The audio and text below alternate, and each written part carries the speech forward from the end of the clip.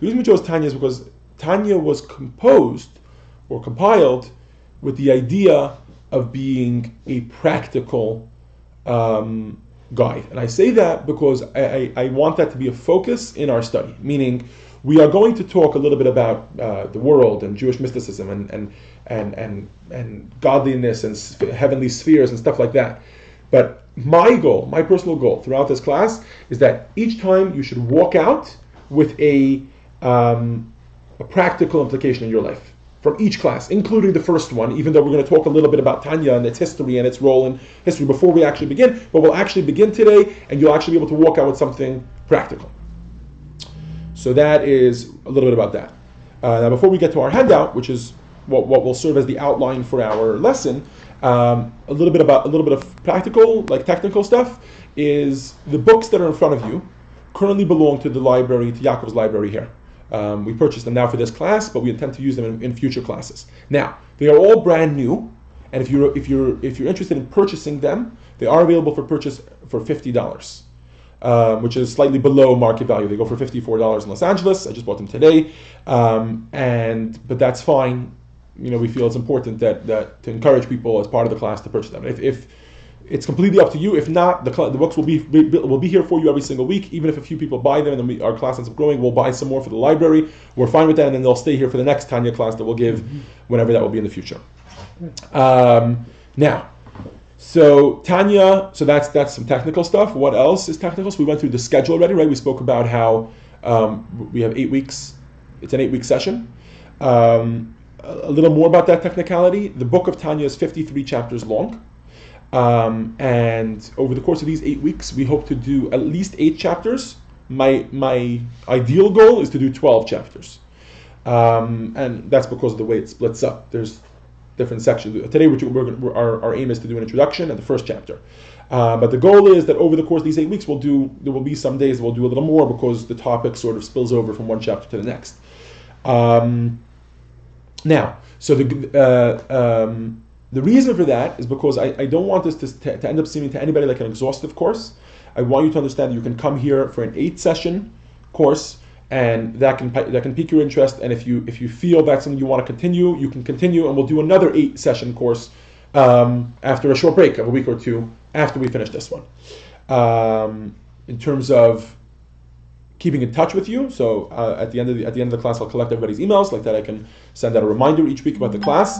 If you'd like to keep in touch with me, so I put at each space you've got my card that has all of my information on the back of it. My name, my email address, my phone number, anything you should need. I'm always here for any questions you may have on this topic or on anything, really. So take that home with you and enjoy. Okay, I think that suffices for the introductory technical stuff. Okay, so the... It doesn't have your fingerprint. No. That's the VIP one. Yeah.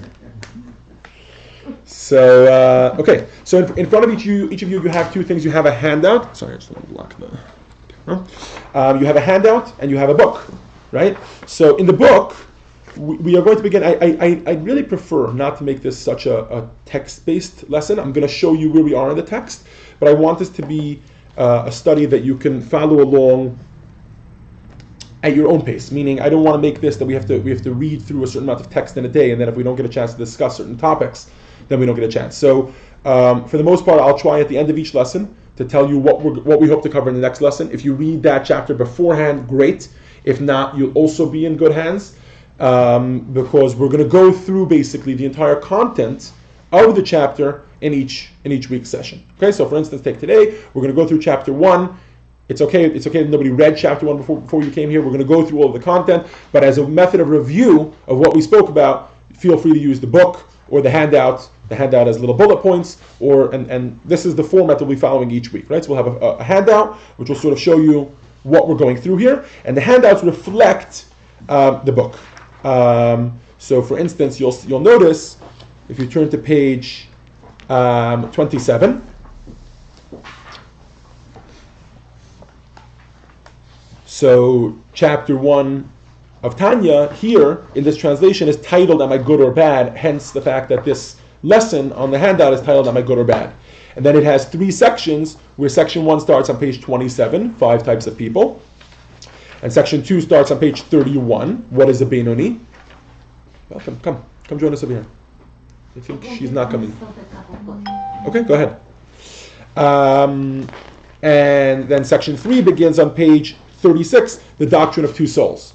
And you can see that on the handout, how we're going to go through that. Right, and today it includes an introduction, but and those are the points we have to cover. Now, I attempted to split them into micro points, and this all for the benefit of being able to walk out on knowing what it is, in particular, we studied today, like that you can review it in your own time and apply it. Okay.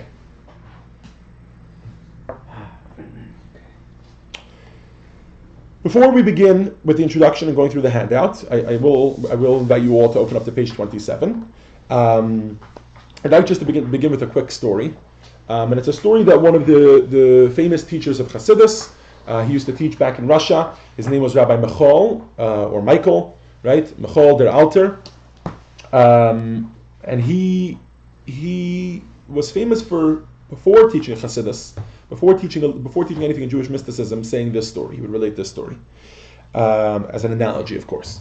So back in the Shtetlach in Russia, or not even in the Shtetlach, right? So the Shtetlach is like the little villages, or the townlets in Russia. So let's zoom out even more to like the farmlands of Russia. So there were lots of different farmers, Jewish peasants, for lack of a better word, right? Unlearned men, didn't necessarily even know how to read, but they lived on these farms, and they lived, a couple miles away each from the other, and in the entire city or whatever it was, there lived maybe 6 Jews. And so it was their custom, in an effort to pass on Jewish education and pass on to the next generation. So they would bring down what they called a melamed, or a Jewish teacher, who would come to town and jump around from house to house, spending a week in this house, a week in that house, and he would collect all the children and teach them. And because of his role, he also would end up being the wise man, or whatever it was, anything scholarly or learned or even reading for that matter was usually left to him. And so one day a letter arrives to town, and mail wasn't very common. A letter arrives to town, and you can see on the stamp that it's from across the other side of Russia, and it arrives for a particular farmer. And they had to wait, so they waited a week or two till he came back to their part of town, and they asked him, "Can you please read this letter for me?" And so the rabbi, the melamed, opens up the letter. He starts to read the contents of the letter, and as he's going through it, it becomes clear. He's reading through it, and it becomes clear that this letter is from a distant relative, to inform the recipient that the father of the farmer had passed away. And so obviously, as soon as he hears this news, he broke out in tears. And so at this point in the story, Rabbi Michal, the rabbi who used to relate this story, would turn to his audience and he would say, I don't get it. Logically, this makes no sense. In terms of degrees of separation, right, the rabbi is reading the letter firsthand. He actually has the letter in front of him, and he's reading the words off the page. And yet he's having absolutely no emotional reaction, right? The farmer not only is not reading the words off the page, cannot even read the words off the page, does not know how to read the language, and yet, hearing the news secondhand, he's having a much more immediate reaction. And so he would ask his scribe, why is that? Why do you think that is? And so they would, obviously without fail, respond, because that's his father. So he would say, Hasidus is the same way. Jewish mysticism is the same way. If we intend to learn Tanya today, and we are going to keep reading it as if it's someone else's father, as if it's talking to someone else, right? When the rabbi read the letter, and he saw, I am writing to inform you that your father, in his mind he automatically translates that person's father, the farmer's father, right? And he's constantly making that translation. And Chassidus is dangerous that way. It's very easy to do that.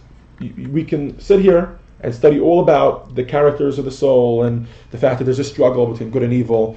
And I really, we're going to talk in a moment about my personal experiences with Tanya and the author's personal, meaning the translator's personal experiences with Tanya, and we're going to see how much of a profound impact it can have on your life and who you are.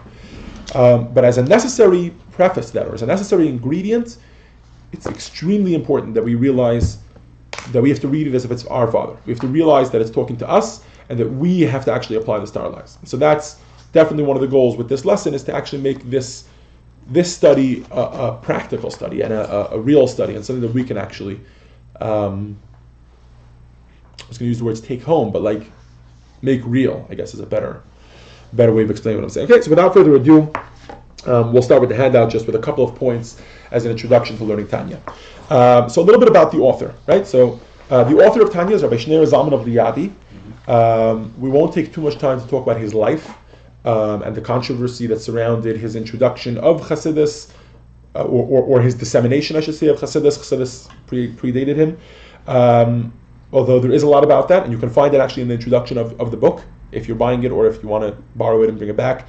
But for the purpose of our conversation, the Rabbi Shneur Zalman of Liadi, of the city of Liadi, otherwise known as the Alter Rebbe, or the first Chabad Rebbe, is the founder of Hasidus Chabad, so which means Jewish mysticism as elaborated in the Chabad fashion.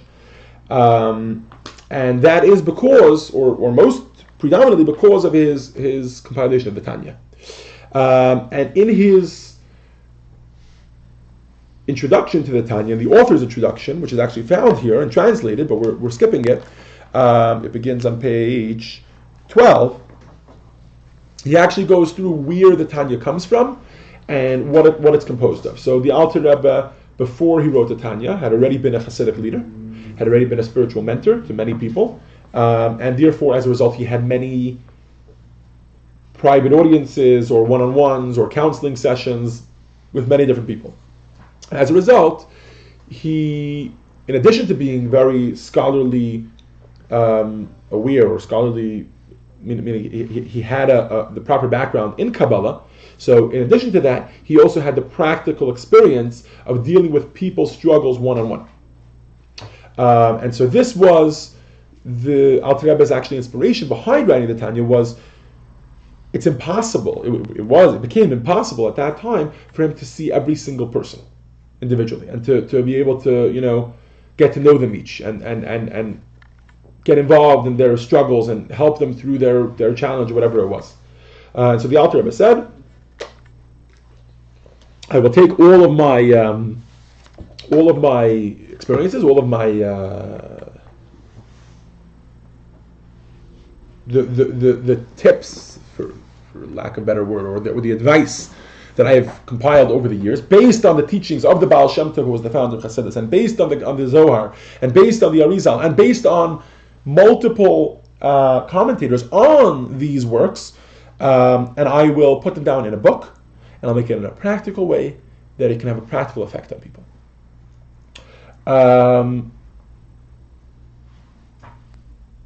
Now, Tanya is divided into 5 sections or 5 divisions. The first of which is called the Book of In-Betweeners.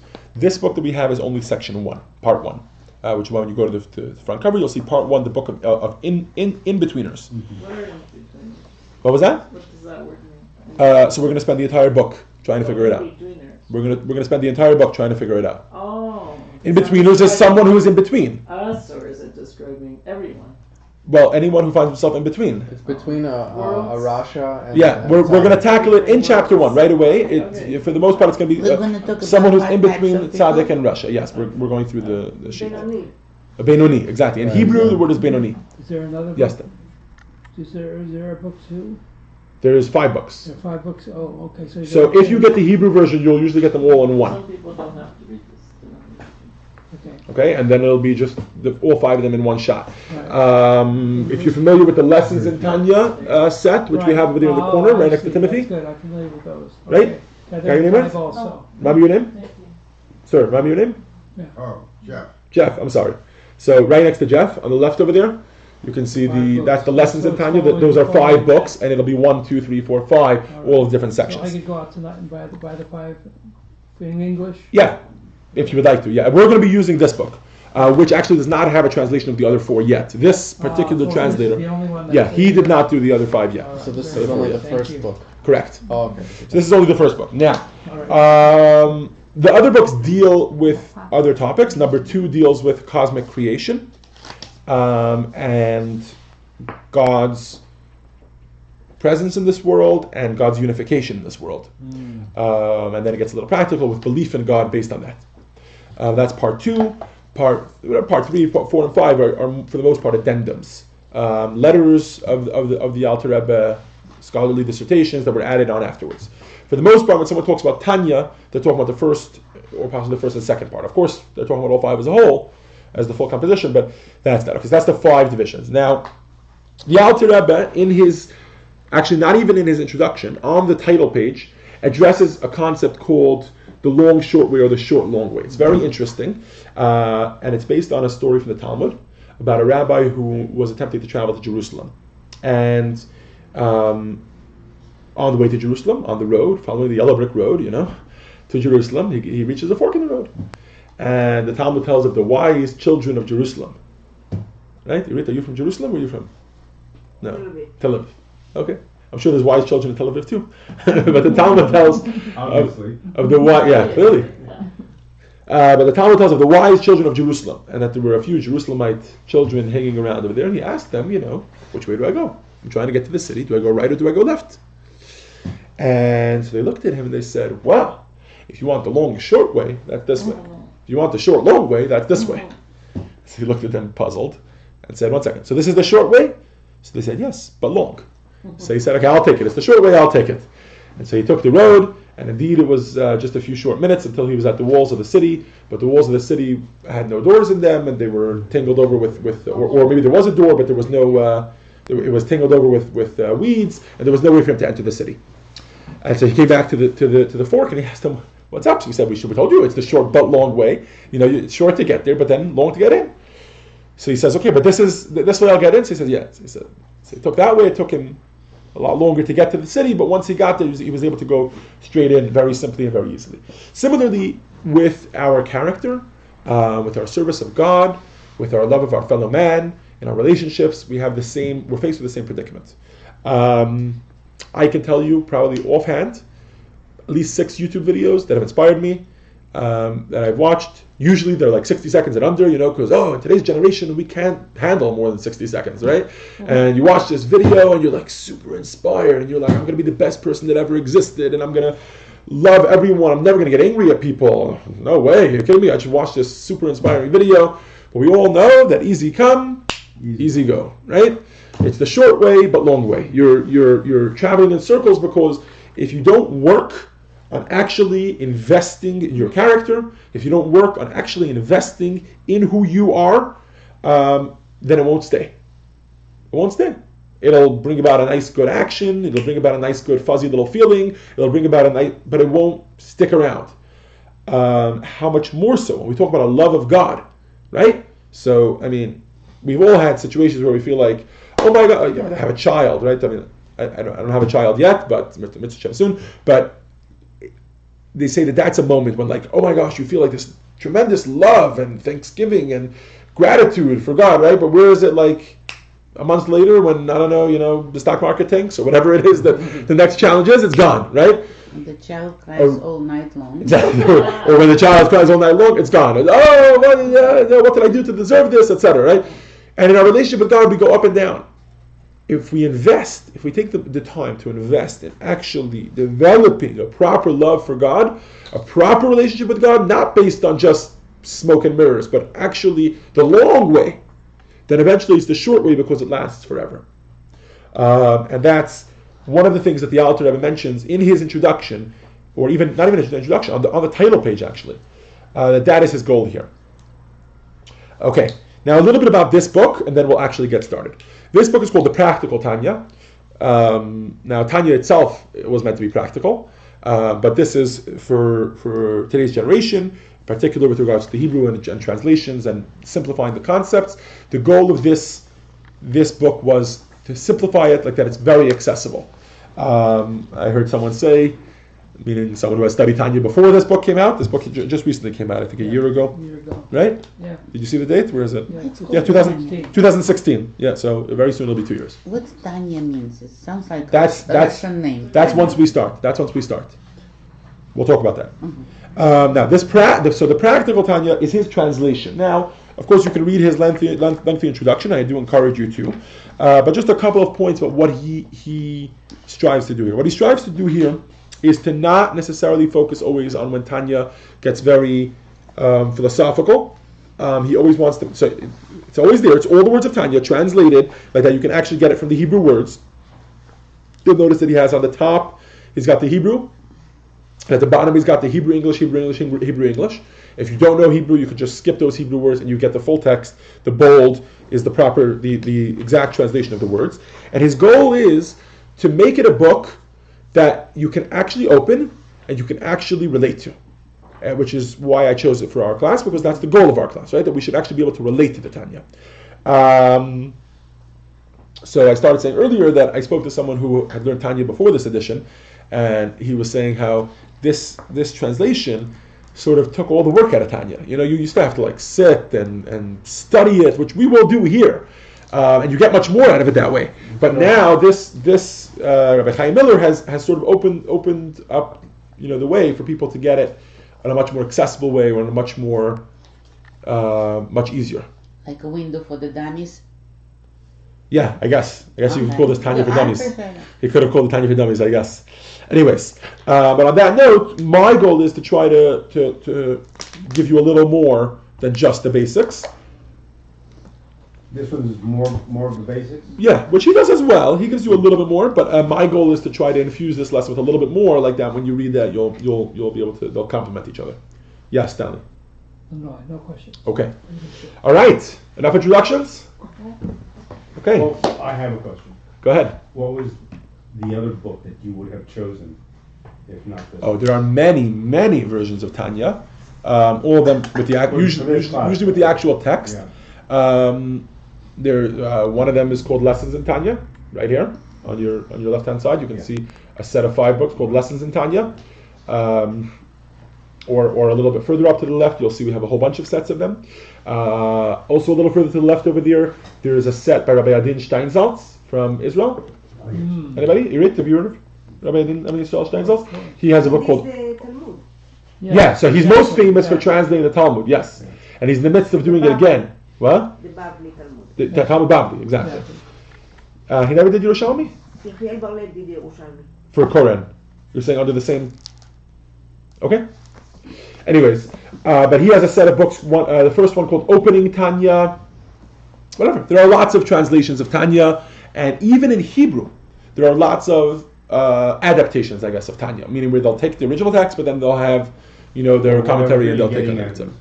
It was their book that would have provided what you wanted for this class that was close to this one, but not quite. I'm not sure exactly what you mean, but this was definitely the book I felt was most appropriate for this class. That's fine. Yeah. We'll leave it at that. Yeah. Okay. I'll have to translate my translation. Okay. So we're on page 27, and so the book Tanya begins with the word. Anybody want to guess? Tanya. The first word of Tanya is the first word of the Tanya is Tanya, and Margaret, that would be your explanation as to why the book is called Tanya. Yeah. The word Tanya is Aramaic for we have learned, we have studied, and that's because the Alter Rebbe is going to begin by quoting a Mishnah from the end of Tractate Nida, where he's going to talk about, where he's going to introduce us to the concepts which will form the entire Tanya. Now, it follows the style which the Alter Rebbe actually sort of began. I guess it existed before then. It's a very rabbinic style, which is basically open up with a number of questions on a particular topic, then branch off and go completely off topic, on topic, back off topic, give the person the full picture, and then come back to those questions. And even though those questions were answered, all of a sudden, those questions, it turns out that wasn't really what was bothering you. Every Hasidic discourse since then is like that, from any Rebbe throughout history.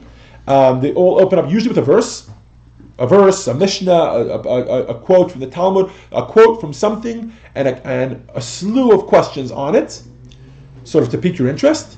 And then they say, okay, so therefore, because of all these issues, we're going to explore the topic. Then we explore the topic, sometimes for a period of 3 years. I mean, you talk about, for instance, the Rebbe Rashab Samach Vav, which was over a period of 3 or 4 years, that he gave dissertations all on the same topic, all on the same questions that he opened up with. And at the end of it, he answers all those questions. But by the end of it, you realize that wasn't the point of this. The reason for this experience was to sort of explore whatever it was we were exploring. In this case, it's our characters and how to be proper human beings and proper Yid and proper Jews. Okay. So that's a little bit about the style. Now, so the Alter Rebbe opens up with a verse, with a Mishnah from Tractate Nida, where the words in the Mishnah are Mashbi Moto Tehi Tzadik Va'al Tehi Rasha, which means that before a soul, the Tractate Nida. Sorry, we're gonna jump right into it. I think in the beginning you might be a little overwhelmed, but bear with me. You'll learn to tread. You'll learn to tread water with me. Yeah, you'll gain your balance. So right at the beginning, the Alter Rebbe brings this very Kabbalistic sounding Mishnah. The Mishnah tells us that before every soul comes down here into this world, a swearing takes place. For lack of a better word, or for lack of better, to make it comical, God tells the soul, lift your right hand, repeat after me, I will be a tzaddik, I will not be a rasha. A tzaddik is a righteous person, a rasha is a wicked person. And then that neshama is taken, that soul is taken and then thrown into the world. And said, okay, you promised, so you got to keep your word. And then the Mishnah continues that therefore, even if, and that throughout a person's life, even if the entire world tells you that you are a tzaddik, you should remain in your own eyes. You should always view yourself as a rasha. You should always view yourself as a wicked person. Even if everybody's telling you you're the holiest person in the world, you should always view yourself as a wicked person. And a couple questions. I'm sorry, I forgot to put my phone on silent. Excuse me. And the Mishnah continues. Right. So as we said, the Mishnah continues that you should always view yourself as a wicked person and not as a holy person. Mm-hmm. Mm-hmm. Okay, sounds pretty straightforward enough. You don't want anybody to get too haughty. Even if the entire world thinks you're holy, you should try to keep yourself down, right? But the Alter Rebbe begins with a whole slew of questions on this particular statement. Number one, the Alter Rebbe brings from other places where it literally states that you shouldn't view yourself as a rasha. You should never view yourself as a negative person. You should never look at yourself as a negative person. That's number one. That's a clear contradiction between two places in the Mishnah, two different Mishnahs. But a couple of other questions are, number one, the oath that the soul is told and the soul is sworn in with is be a tzaddik and don't be a rasha. Isn't that a little redundant? If I'm a righteous person, aren't I by definition not sinful? Right? So that's question number two. Question number three, since when is considering ourselves sinful a good thing? Right? So we just mentioned that, okay, considering yourself humble can be a good thing, but that's not the term used. The term used is view yourself as a sinful person. View yourself as a wicked person. Question. Aren't we always told that we should serve God with joy? Don't we want to be happy people? Right? You think of the Constitution and the pursuit of happiness being like, one of the most important things that we as human beings hold dear. And that's a Torah value as well. It's not just a constitutional value, it's a Torah value. The Torah tells us, Ivdu et Hashem b'simcha, serve God with joy. So why on earth would we want to look at ourselves as sinful, which, at least in my eyes, would almost immediately lead to depression? If it's not leading to depression, by the way, it's usually because of a lack of seriousness in a person's life, right? You ever see those people that are like, they know that they're off the rails, but they just look at the whole thing as one lighthearted joke, like they take life as a joke as a whole, right? So they're not serious people, and that's why it doesn't bother them that they're sinful, right? So you've got these two ends. If you actually, legitimately, for real, honestly, look at yourself as a sinful person, as someone who's really doing the wrong thing, as a negative person, then as a logical person, one of two things has to happen. There's only one of two ways to deal with this. Number one is you actually care about that, and that depresses you. Mm-hmm. seems completely contrary to normal Jewish thought, right? Serving God with joy, being a joy, so being a happy person, etc. And number two, so option number two is it doesn't bring you down, it doesn't depress you, right? But you completely don't handle yourself seriously. That's the only way to deal with it. Otherwise, right? You ever see those people? And so these are some of the questions that we open up with. And so therefore, the Alter Rebbe says, let's take a moment to explore this concept, this tzaddik Rasha concept. This, what does it mean to be a righteous person? To be where do these terms even come from? Right? So the Alter Rebbe says we find in the Talmud that there are 5 categories of people. There are 5 types of people. There is a tzaddik, a rasha, and a benoni, which means a righteous person, a wicked person, or a sinful person, right? And then the in-betweener, right? The person who sort of hangs in between. Mediocre, let's call it. Which is all of us. Speak about yourself. Which we're going to talk about for the next, not just 8 weeks, but forever. We're going to talk about what it means to be an in-betweener. So don't jump to any conclusions yet. But definitely today that's going to be one of the main topics of our conversation. So those are 3. So, but then the Gemara tells us we find in the Talmud that the tzaddik, or the righteous person, can be split up into two types: a tzaddik, a complete tzaddik, or a tzaddik that is good, that he has good both in this world and in the world to come. So he's like let's call it an A+, right? And then you have like an A-, right? So there's like the ultimate tzaddik, and then like the secondary tzaddik. And then same thing with the rasha. So let's say that's an F. You got like an F-, but then you got an F+. So there's like tzaddik gamur, tzaddik she'ena gamur, rasha gamur, rasha she'ena gamur, right? And there's different discussions about what these things mean. Is the benoni just someone who, some of the time he's a tzaddik and some of the time he's a rasha?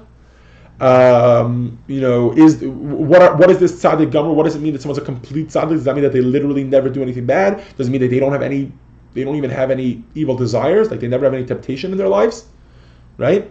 There's lots of discussion about that. It's like a tzaddik who prospers, right? So one of the explanations is that a tzaddik v'tovlo is a tzaddik who it's good for him in this world, who prospers in this world as well. And that's based on a concept that some people are very good people, but they have very, very little evil in them, and therefore God chooses to punish them in this world as opposed to punishing them in the next world. Because the next world is so much more valuable, right? So therefore he chooses to punish them a little bit in this world, so he gives them a little bit of, they don't prosper as much in this world, or they'll be they're very holy people, but they're still very poor. And you think to yourself, why does God do bad things to good people, right? So that's sort of one of the explanations. And so that's one attempt to say what it is. Now, but the Alter Rebbe says, and immediately, the Alter Rebbe forces us into a position, slowly, where we say, that's not what we're looking for. These are all very vague terms. And the Alter Rebbe does this by bringing down many different examples, by citing different examples. If one goes about that what does it mean to be a tzaddik? What does it mean to be a righteous person? It means one that does not even spend one moment in their lives idling. You're like, whoa, that's ridiculous, right? But then the Alter Rebbe says, but on the flip side, we're told that if someone spends even one moment idling, then they're called a sinner. So the Alter Rebbe is like, clearly there are different levels or different ways that you can look at these names. And this is where the Alter Rebbe introduces what he calls a shem hamushal, or a shem hatoar, or a shem ha'etzem. In other words, a borrowed term or an actual term. Okay, so let's talk about let's say something like a computer geek or a tech whiz, right? We use that word all the time, right? So you got people. I mean, in my family, everybody looks at me and calls me a tech whiz, right? I mean, and I don't consider myself a tech whiz at all, but because I can actually turn the computer on and move the mouse, we all know those people, right? Sometimes they come up to you, they're like, "Oh, you know what you're doing on the computer," and you're like, "Really?" Right? So they'll call you a tech whiz. Now, is that what a tech whiz is? No, a tech whiz is somebody who knows coding. A tech whiz is somebody who actually knows how to use a computer properly and is head and shoulders above the rest of us when it comes to that, right? But for people that don't know what a real tech whiz is and don't have any understanding of it, it's different. They'll call someone a tech whiz even though it's just sort of a borrowed term. for lack of a better word. So similarly, with regards to tzaddik and rasha, the Alter Rebbe says we can have this conversation if we're people. You bring your grandmother a cup of water from the kitchen, and she looks at you and goes, "Oh, you're such a tzaddik," right? And you're like, "Yeah, I guess," but like if you were like all nitty gritty and you were like, "Tzaddik, I don't know. Just yesterday I did this and that, so I'm not actually a tzaddik, right? I'm not actually righteous." So that's the difference between a borrowed term or or what the actual or essential term is. So the Alter Rebbe says the discussion we'd like to have is on a deeper level, on a soul level, on an internal level, on a way of like identity level, right? So if I were to dig deep down into myself and try to figure out what is my identity, am I a tzaddik, am I a rasha, right? Am I a Beinoni? That's what we're talking about. This is not a superficial game. The Alter Rebbe goes straight for the big guns here. We want to have a conversation about exactly what it is that we're striving for, right? Before we even what are we looking for? In particular, the Alter Rebbe has an issue with the Beinoni. Because, okay, if we're forced into a corner, we may say that a tzaddik is someone who never does any wrong in his life. And a rasha is someone who does even any wrong in his life. Right? The problem is that leaves no space for the in-betweener. Right? The in-betweener has to be somewhere between those two. But if someone doesn't do any wrong and they're a tzaddik, and if someone does any wrong and they're a rasha, then who is the in-betweener? What does that mean? What is his identity? Who is he? And that is the final and most important question that the Alter Rebbe poses. Okay? And with that, we conclude the questions. And now we begin our journey. I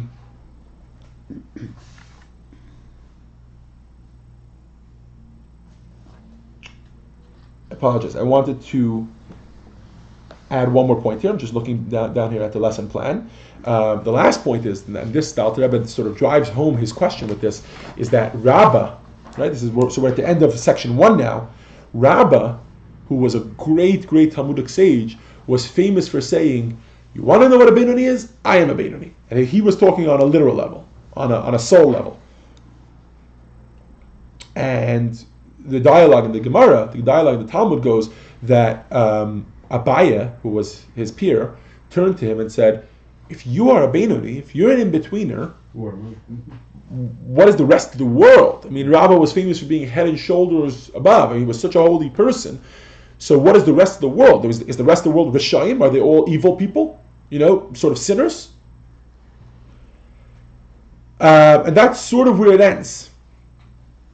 That's sort of where the dialogue ends. And so it sort of shows us that there's a lot more to the in-betweener than meets the eye. And that maybe being mediocre is a lot harder than what we think. Than, what at first glance you're like, yeah, mediocre, I'm mediocre, right? We always like to say we're the balance, we're the middle. I'm a homeostasis, right? I balance things out pretty well. I'm not too much on this side, not too much on that side. But maybe there's a lot more to being mediocre. Maybe there's a lot more to being an in-betweener, at least on a soul level, that meets the eye. Okay, and so the Alter Rebbe begins the journey by saying, if we're going to discuss souls, if we're going to discuss our character, then let's dig all the way deep. And the Alter Rebbe says, what is a soul? Who are we? What are we made of? And as part of that conversation, the Alter Rebbe establishes one of the biggest novelties or the biggest foundations of the Tanya. And I'd like to read this part inside.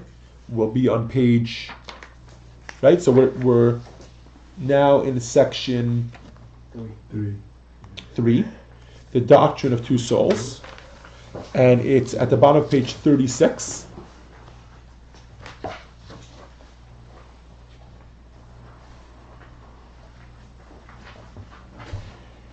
And here we are introduced to a central concept around which the Tanya is based, the doctrine of two souls.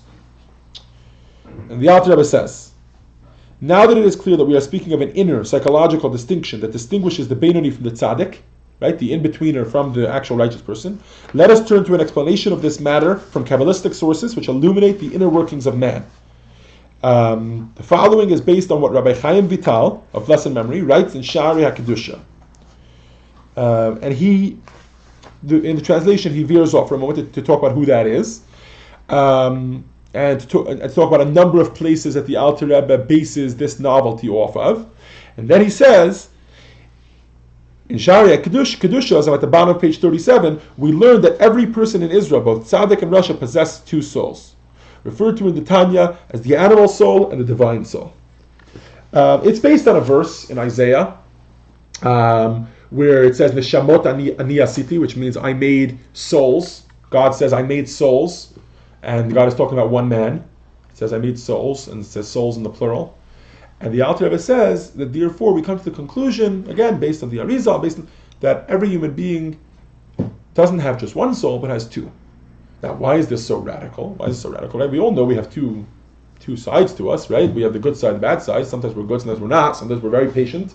Sometimes we're quick to get angry. Sometimes we're very selfish, and sometimes we're very selfless. What's the novelty of two souls? So the novelty of two souls is that the Alter Rebbe chooses specifically the word soul, and to say that on a soul level, our identity is split. In other words, we are, to a certain degree, schizophrenic. We have two identities. Not two desires, not one human being with two desires, not one human being with two inclinations, not one human being with two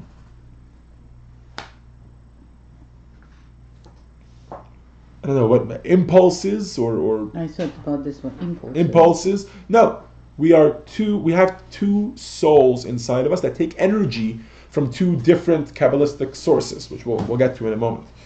And those two souls are constantly wrestling. They want to be able to take over the body or rule the body and dictate what the body does. And that is going to radically change. We'll soon see why that's so important and why that's such a big deal here. But that's definitely the foundation, the fact that every single human being has two souls. Now, those two souls are going to be introduced over the next few chapters in Tanya. We're going to start with the animalistic soul, or the negative soul, right? So we're going to have two of them. One of them is going to be the animalistic soul, the one that our base desires come from, and we'll talk a little bit more about that today. And the second one is going to be our godly soul, a piece of God that we have inside of us, etc. And that we're going to leave for chapter 2, and we'll continue from chapter 2, I think even into chapter 3, we'll talk about the godly soul. And then, over the course, by the way, of this whole 8-session course, we're actually going to keep exploring those two souls. We're going to explore the way they interact with the world. We're going to explore the way each of them tries to take over our minds, our emotions, our actions, etc. Right? And we're going to go through all that. But for now, the Alter Rebbe starts off with an introduction of what these two souls are, beginning with the animalistic soul. Yes. You just said that the two souls are battling over Who's going to control? who's going to be In control. of what. Okay, good question. Is that a third element? So, for the most part, the discussion is about the body. Who's going to control the body? So there's a little bit. There's some misconceptions out there. Let's just clarify some things for a second. Just literally, on a medical level, our brains, and our thoughts, despite the fact that they seem like they're this other element, that they're very physical. That's part of our body. Those are bodily functions. Thinking is a bodily function, right? It's with the part of the body that's called the brain, right? But it's a bodily function. Emotions are also a bodily function, right? So we're talking here about the body. The most common example is about two kings that are waging war over a city. In which case, here you have the two kings, and the city is the body, or the person's life, or the way it actually plays out. And so that's the discussion here. Who's going to rule that body? Who's going to actually win that war? Now, I want to take a moment, because it segues really off of what you were just asking, to talk about why this is so radical. I remember the first time that I was studying Tanya. I was 14 years old, and or even 13 years old, whatever, a number of years ago. Yeah. And I'll never forget that my teacher gave us such a great example. And I know that's not such a great example here for this room, But if you think back to a 13-year-old child's mind, it'll click very well. And I think this emphasizes the point very well. So I'd like to sort of bring up this example. As a child, one of the things we always hated, was the goody two-shoes. Right? Everybody knows him. Right? Now, the goody two-shoes is the one who's always doing the right thing, the teacher's not here, still wants to behave, etc. Right? The only person that we hated as a child more than the goody two-shoes was the hypocrite. Right? The guy who one day is the disturbance in class, or the reckless, wild maniac in class, and the next day is Mr. Goody Two-Shoes, and then looks at you and says, stop talking in the middle of class, or stop whatever it is, disturbing. And to look at him and say, really now? Just yesterday you were whatever, right? That was always like that. That really gets you burning. Like, who are you to tell me that I'm no good, right? And so now that was a great example for kids in class, etc. Right? But like, if you translate that to the real world in today's day and age, right? You're right. People that are holier than thou irk us, right? But if they're actually holier than thou, it irks you, but to a degree. You're like, I respect him for his identity. The only person that irks us more, I don't want to use the word hate, it's a very strong word, but the only person that irks us more than someone who has this holier than thou approach is someone who's hypocritical. Someone who tells you, oh my gosh, I can't believe you did that. That's so immoral. Like, I can't. Let's take a very simple example, right? You're driving in a car, and maybe you're on a road trip with somebody, and one day he was driving, one day you're driving. He's like, I can't believe you just cut that guy off. And you're like, what do you mean? Just yesterday you were cutting somebody off, right? And you're like, oh, just because it's me doing it, that's why you dislike it? Like, all of a sudden you see how wrong it is? When you were doing it, you didn't see how wrong it is? Now, this bothers us because when we look at that person, we say, you are a hypocrite. We look at that person and we say, you have an identity. Your identity is Zushi Rifkin, or whoever you are, and you don't have your identity in control. Be wicked, be holy, be good, be bad, be positive, be negative. I don't care, but be something. Right? That's what we want from people. We want consistency. And when we understand that a human being is inherently not consistent, in other words, a human being inherently is struggling between two identities, between the godly soul taking control over things and actually doing what's supposed to be done, right? I'm going to go to Shul this Shabbos, and he comes to Shul, and he's so inspired, and then he gives tzedakah, and he's like the holiest person in the world, right? And then a week later, you find him who knows where, right? When we understand that a human being struggles with that we as Jews have two identities that are wrestling with each other, that should be very, I don't know if comforting, but very... It's comforting, because you can understand. Right, but I don't know that comforting is our goal here. I don't know that our goal is to be comforted. Our goal is to... Realistic. Exactly. To in order to be able to work with ourselves, right? We spoke at the beginning about not taking the easy way out, not trying to get any shortcuts, but actually invest in our character, right? So if we want to do that, firstly, understanding that there's nothing wrong with us, right? Just because somebody does something wrong, because I get angry at someone, that doesn't mean I am an angry person. No, of course there is anger inside of me, and we're going to talk about that. I don't want to go too much overtime. It's 8 o'clock now, but it will help us to understand that we can choose to have our godly soul overcome us. And we're going to talk about a lot of results, as a lot of help or assistance that we're going to get from that fact, from that, why that's going to help us and why that's going to be so useful to us. Question? Isn't it better to say that that these two souls are within our being rather than just our body? No, being cutting through the that's being. True. What you're saying is true.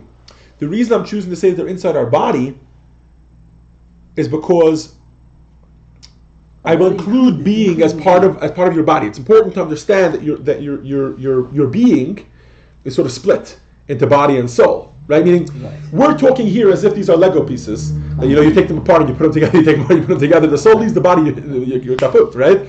So we don't know the soul without the body, or the body without the soul, right? But just in terms of the framework of it, it's important to understand that and to see that exists. There is a soul and there's a body.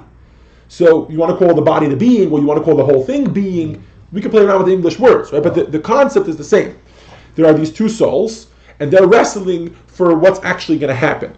What's this person actually going to do, right? And that's what gives us freedom of choice. We're going to talk about that in a moment.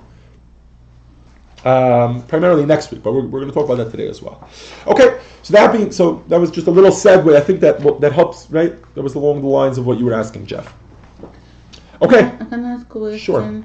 I mean, because over here it says this, Rebbe, however hard I try to connect to God, I feel like a failure. I want to come close to God, but even when I succeed in religious practice, my inner demons still bother me. Are they something additional to this animal soul? Who are they? Great question.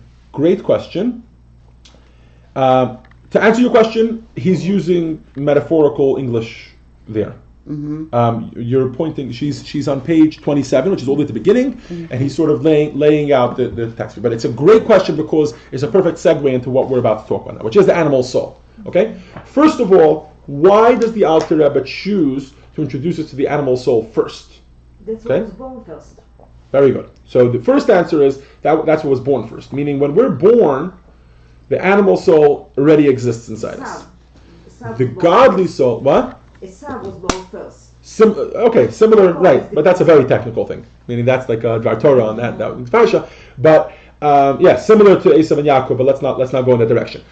Now, this doesn't mean that I want to clarify. This does not mean that evil precedes holiness. This does mean that in our bodies, the animalistic soul comes before the holy soul. The holy soul, according to Jewish tradition, only enters a person's body at bar or bat mitzvah. And that's why, at that point, for the first time, they're held responsible for their actions. Right? Why? Because now that you actually have that ability to choose good or evil, beforehand, you were sort of just following your animalistic desires. Okay? Now, so that's why he introduces the animalistic soul first, right? But that should bring up a lot of questions, because so many kids have amazing neshamas and what? So many kids have amazing neshamas and do good stuff. Okay, so if that's one good question that you bring up, not one that I was thinking about, but yes, right? Like you look at children, they seem so pure, right? They don't do anything wrong, right? So what does that mean? They live for themselves alone. What? But they live for themselves alone. So there's some other questions before we get to that. There's some other questions that I was thinking about, which this should raise right away, which is like, so one second, so I'm inherently evil? Is that what you're telling me? Am I naturally a bad person, and then just the good is sort of an external thing which is added on? How does that work? So the answer is no. And this leads us to our first point, which is that the Alter Rebbe wants to clarify to us that the animalistic soul is what. Right? Look at point number 3. In the third section, bullet point number 3. This is natural life. The source of our physical desires is from the animal soul, not external. So 2 points here. First of all, this is natural life.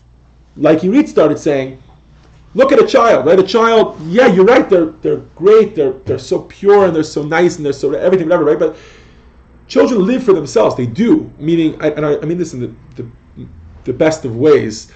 But children are selfish, right? The moment they need to eat something, it's bring me this, give me that, etc. To do something outside of themselves is like a whole thought process which only begins at a later point in life, when there's a concept of doing something for someone else, of developing a relationship with someone, of being able to live for something beyond myself, right? So now that shouldn't be called always evil. Even though we're calling it the animalistic soul, we choose to call it the animalistic soul, not the evil soul, because evil is like negative, like definitely bad. Animalistic is also natural, right? So it has to be harnessed properly, but it's natural, right? So, and as a way of going through that for a moment, so the Alter Rebbe talks about how all bodily, right, body, not being here, bodily temptations come from the animalistic soul, and he goes through the 4 elements: fire, water, air, and earth. Right? And how from each of them, the soul is made up of fire, water, earth, air, and earth, on much more refined levels, not actual fire and actual earth, etc. And each of them drives certain passions or certain desires we have throughout our lives, right? And we'll go through them and they'll resonate with you. Water is the source of all, or the water element of the animalistic soul. Right? Let's remember that, because we're completely in the category of animalistic soul now. in the water element of the animalistic soul, from there stems temptation and desires in our life, right? Just like water feeds actual temptations, right? Think about that. Anything that grows in this world that we're gonna, not temptations, but anything in this world that grows or think of something that tastes good, water gives it that zest, and that's why water is the base element from which these desires or temptations stem. Ear, think of the expression earhead, right? Or somebody's like got nothing to his fluff, right? When we say somebody's fluff, what do we mean? Silliness, mockery, right? That's two things that are like very empty. There's nothing. There's no substance, right? There's nothing there. And another thing is boasting. So boasting is when we fill ourselves with ear. So we're not really anything, but we say we're better than other people. That also comes from ear. Similarly, worthless discussion, again, empty. That empty feeling, just full of ear. We skipped fire, which was the first one. I'm just reading it from the notes here. From fire comes those things which make us boiling, which are passionate. Anger, right? Being angry at someone else. It's like we reach a boiling point. We actually literally get hot if we're angry enough. Haughtiness, not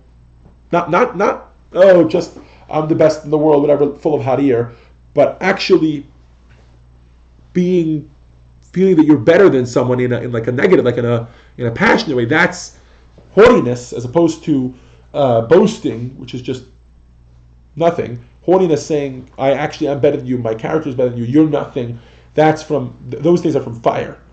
And the last one is earth, which is heavy or drops to the ground, and that's where laziness comes from and depression comes from. Okay? Now, if this sounds like a self-help class, I want to remind you that Torah has everything in it. And Tanya, one of its most important things is it's going to help you go through your character. And so it is a little bit of a self-help book. It is a little bit of an idea. We're going to talk about mundane things like being lazy and things like that, right? And how do we better our character on that level? Now, back to the topic at hand. So these four elements and the characteristics which stem from them are the animalistic soul side. So we haven't gotten to the holy soul side yet. We'll get right to the godly soul. We're going to get to that in chapter 2. Now, back to our point about this being natural. Even from this animalistic soul, some good traits do come. Many times they're selfish, so we can do something good for someone else in order to get something good in return or whatever, right? Like that sort of thing. But even legitimate, sort of like a natural mercy or a natural pity that we have, right? Think of a mother's instincts. Think of even a father's instincts, right? But like an instinct that we have to be good sometimes can also come from our natural soul or our animalistic soul. Okay? And that comes, the reason for that is because the source, right? And again, we're going to get a little bit Kabbalistic here. The source of the animalistic soul it starts from Klippa and Sitra Achra, which we're going to talk about, which are sort of their Kabbalistic source, but it got all murky at the sin of the tree of knowledge, right? So many of you are familiar with that. That's when Adam and Eve were told, don't eat from the tree of knowledge, right? The one tree that in the Garden of Eden that Adam and Eve were told, don't eat from. And when they ate from it, right, so the snake wasn't completely off. For those of you that are not familiar with the story, the snake told Eve that the reason she and Adam should eat from the tree is because the reason that God doesn't want you to eat from the tree is because if you eat from the tree, you'll be as wise as Him, and then you'll be able to rule the world. Right? Now, the snake wasn't completely off until, meaning the tree of knowledge. The full name of the tree of knowledge is the tree of knowledge of good and evil. Duality. What? Duality. Duality? Is that you're saying that? Good and evil. Okay. Now, when Adam and Eve ate from that tree, that blurred the lines. So until then, there was only good in the world, or there was, right? Evil had its own identity that was separate. This world that we live in, where good and evil are so murky sometimes, Right? The lines blur so seamlessly, like, and you really can't figure it out sometimes. That's as a result of that sin. And that's why, even from the animalistic soul, there are certain things that are actually good. Okay? Now, the last point we want to talk about, it's a little bit Kabbalistic, is the source of the souls, the origin of the souls. Is it like two flames joining each other, or are they still distinct? So we're gonna discuss that they are distinct. When you get down to it, if you actually analyze your character and you work on yourself and you realize, then yes, they are distinct. But on a superficial level, when we look at the world, they seem to be very blurry, right? How many times you meet someone and you're like, they're such a kind person, and then you get to know them too much, and you're like, I don't know, even that kindness comes from like a bad place, right? Like very selfish or whatever. Yeah. Can you say that when you eat from the tree of good and evil, tree of knowledge, good and evil, you one day good, bad, happy, depressed. There is always the two sides to you. But if you eat from the tree of life, you're only good. That would have been the case. Yes. Yeah, I guess in a theoretical world that would have been the case. But more importantly, the point I think you're making is that we said there's the animalistic soul and the godly soul. The animalistic soul is its source to a certain degree. We're going to talk about its actual source, right? The original source. But its source was from that tree of knowledge of good and bad. Mm-hmm. That's where the good and bad became murky. Which you should never have eaten from. Yeah, exactly. Now, so therefore, in an ideal world, we would have had just the tree of life, which would have been what? Just the godly soul. And then there is no murkiness.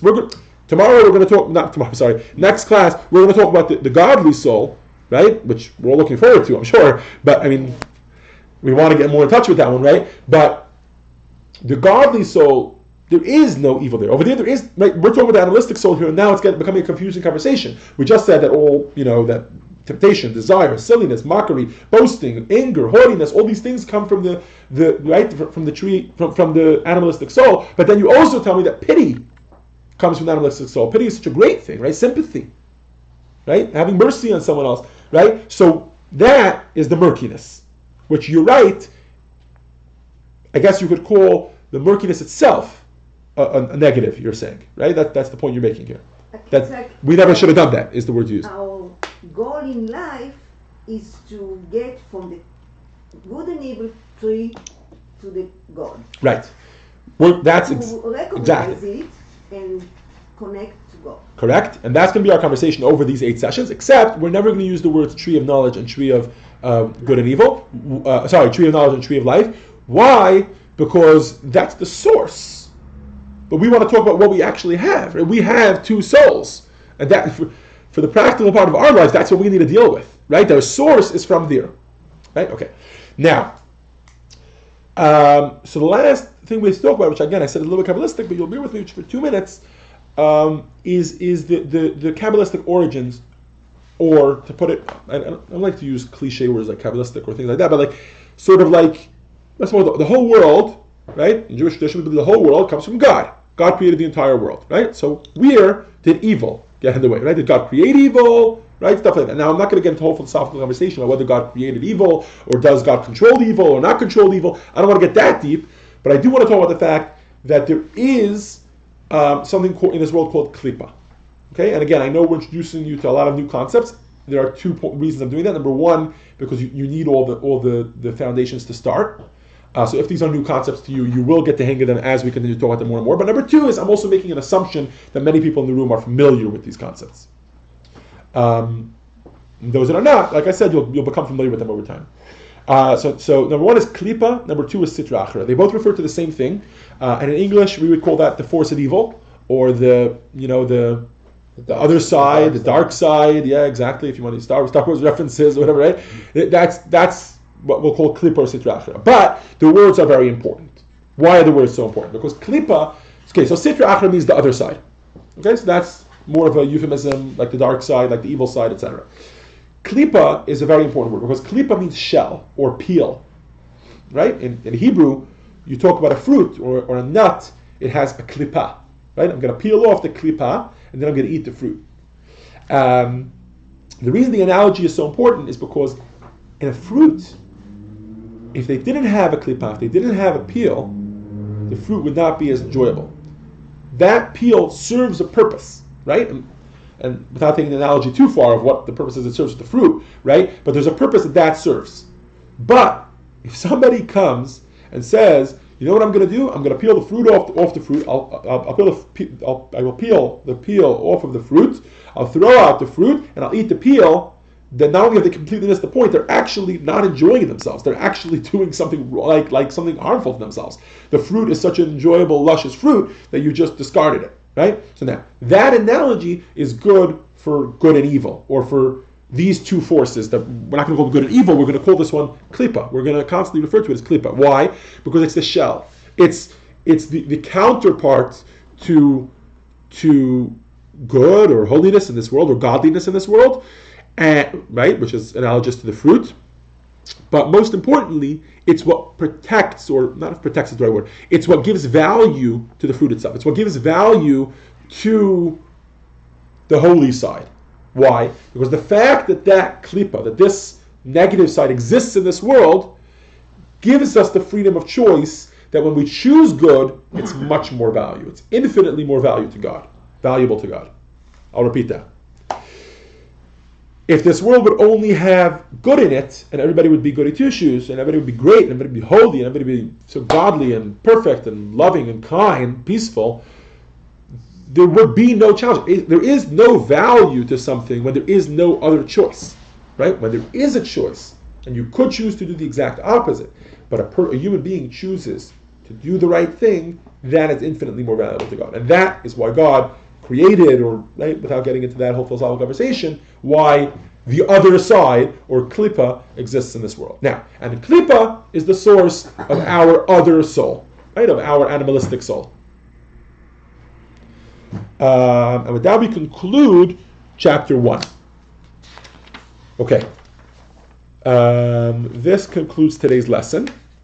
In next week's lesson, we will begin chapter 2, titled The Peace of God in You, in which we will talk about the godly soul, how that affects our lives, and how the two of them battle, etc. Whatever, right? That's going to be the continuation of the conversation. Now, before just because I know some people are in a rush and need to go, so a couple things. Those that weren't here at the beginning of the class, these books belong to the library. If you would like to purchase one of them, please let me know. They are $50. If you'd like to purchase one, but it's not obligatory for the class, you are welcome to use them from the library each week. They will always be here.